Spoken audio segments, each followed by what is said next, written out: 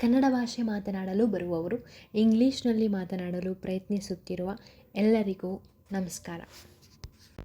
ಇತ್ತೀಚಿನ ಈ ವಿಡಿಯೋದಲ್ಲಿ ನಾವು ಬಿ ಫಾರ್ಮ್ಸ್ನ ಯೂಸ್ ಮಾಡಿ ಸೆಂಟೆನ್ಸ್ ಫ್ರೇಮ್ ಮಾಡೋದು ಹೇಗೆ ಅನ್ನೋದನ್ನು ನೋಡೋಣ. ಮೊದಲಿಗೆ ಬಿ ಫಾರ್ಮ್ಸ್.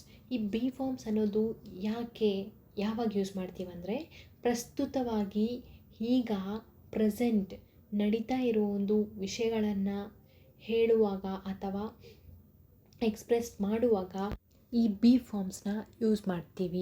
ಮೊದಲಿಗೆ ಸಬ್ಜೆಕ್ಟ್ ಐಗೆ helping verb am, I am.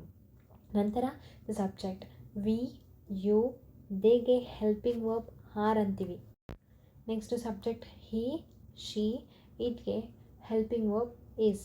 Okay, so yes, ಈಗ ಪ್ರೆಸೆಂಟ್ ಬಿ ಫಾರ್ಮ್ಸ್ಗೆ ಸೆಂಟೆನ್ಸ್ ಫ್ರೇಮ್ ಮಾಡಬೇಕಂತಂದರೆ first subject plus helping verb plus the verbs which was used in the sentence. Okay, so first ಈ table is a formula to create any sentence in a be form. Okay, ಎಕ್ಸಾಂಪಲ್ಸ್ಗೆ ಹೋಗೋಕ್ಕೆ ಮುಂಚೆ ಈ B ಫಾರ್ಮ್ಸ್ನ at present ನಡೀತಾ ಇರೋ ವಿಚಾರಕ್ಕೆ use ಮಾಡ್ತೀವಲ್ವ, ಅದಕ್ಕಾಗಿ present ಅಂತ indicate ಮಾಡಬೇಕಂದ್ರೆ ಸ್ವಲ್ಪ ಕೀವರ್ಡ್ಸ್ ನಮಗೆ ಮುಖ್ಯ. ಅದು ಈಗ ನೋಡಿ, see, look, listen now, at present, presently, right now, at the moment, always. So ಈ ವರ್ಡ್ಸು ಕೀವರ್ಡ್ಸ್.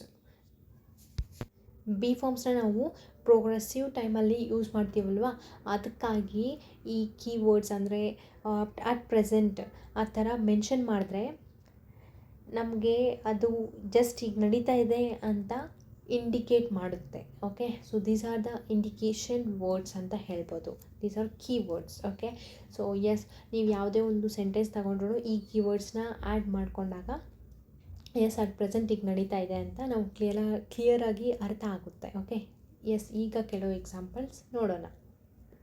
ಈಗ ನಾನು ಎಕ್ಸಾಂಪಲ್ ಹೇಳ್ತೀನಿ ನೋಡಿ. I am writing a notes. Yes, ಇಲ್ಲಿ ನೋಡಿ, ಐ ಈಸ್ ಅ ಸಬ್ಜೆಕ್ಟ್. ನಂತರ ಐಗೆ helping verb am, I am. ಮತ್ತು verb plus I N G form. ಇಲ್ಲಿ ವರ್ಬಲ್ಲಿ ನಮ್ಮ ಬೇಸ್ ಫಾರ್ಮ್ ಯಾವುದು? Right. Right plus I N G form add ಮಾಡಿದಾಗ writing, I am writing a notes.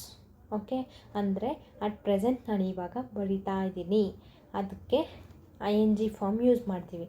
ಇದಕ್ಕೆ be form ನಮಗೆ ಹೆಲ್ಪ್ ಆಗುತ್ತೆ. ಓಕೆ, ಎಸ್, ಈಗ ಈ ಆ್ಯಮ್, ಈಸ್, ಆರ್ ಅಂತ ಯೂಸ್ ಮಾಡ್ತೀವಲ್ವ, ಇದಕ್ಕೆ ನೆಗೆಟಿವ್ ಕಾಂಟ್ರಾಕ್ಷನಲ್ಲಿ ಹೇಗೆ ಅನ್ನೋದನ್ನು ನೋಡೋಣ. ಎಸ್, ಇಲ್ಲಿ ನೆಗೆಟಿವ್ ಕಾಂಟ್ರಾಕ್ಷನ್ ನೋಡಿ. For example, I am writing a notes ಅಂತ ಹೇಳಿದೆ. ಈಗ ಅದನ್ನು ನೆಗೆಟಿವ್ ಕಾಂಟ್ರಾಕ್ಷನಲ್ಲಿ ಅಂದರೆ I am not writing a notes, ಅಂದರೆ ನಾನೀಗ ನೋಟ್ಸ್ ಬರೀತಾ ಇಲ್ಲ ಅಂತ. ರೈಟ್, ಇಲ್ಲಿ ಆ್ಯಮ್ ಪ್ಲಸ್ ನಾಟ್ ಆ್ಯಡ್ ಮಾಡಿದ್ರೆ ಐ ಆಮ್ ನಾಟ್ ಅಂತ ಆಗುತ್ತೆ, ಆಗ ಅದು ನೆಗೆಟಿವ್ ಕನ್ವರ್ಟ್ ಆಗುತ್ತೆ. Yes, am plus not add ಮಾಡಿದಾಗ ಅವೆರಡು ಕಾಂಟ್ರಾಕ್ಟ್ ಆದರೆ ಆಮ್ಡ್ ಅಂತೀವಿ. ಆಮ್ಡ್ ರೈಟಿಂಗ್ ಅ ನೋಟ್ಸ್ ಅಂತ ಹೇಳ್ಬೋದು. ನೆಕ್ಸ್ಟ್ ಈಸ್ಗೆ ನೆಗೆಟಿವ್ ಫಾರ್ಮ್ಗೆ plus N O T not add ಮಾಡ್ತೀವಿ, ಅದನ್ನ ಇಸಂಟ್ ಅಂತ ಹೇಳ್ತೀವಿ. ಇದೇ ರೀತಿ ಆರ್ಗೆ negative form are plus not ಅರಂಟ್.